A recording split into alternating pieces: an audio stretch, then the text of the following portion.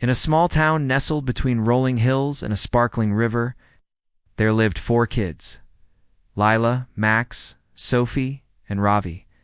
They were best friends who loved playing outside, exploring nature, and going on adventures. But one day something strange happened.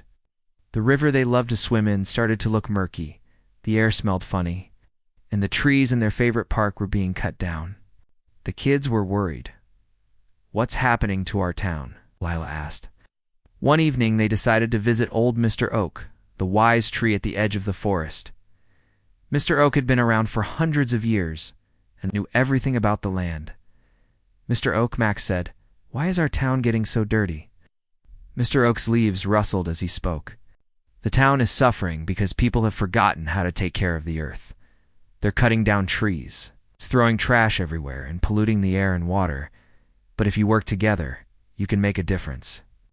The kids looked at each other. "What can we do?" Sophie asked. Mr. Oak smiled. "You can become the Green Guardians, protectors of the earth. Start small, and your actions will grow like the seeds of a mighty tree." The next day, the kids got to work. They started by cleaning up the riverbank, picking up plastic bottles, wrappers, and old cans. They made signs that said, "Keep our river clean," and placed them along the water. Next, they planted trees in the park where the old ones had been cut down. Ravi brought saplings from his garden, and Lila taught everyone how to plant them properly. "These trees will give us clean air and shade," she said proudly. Sophie had an idea to help the animals. She built birdhouses and set up a small recycling station for old toys and clothes.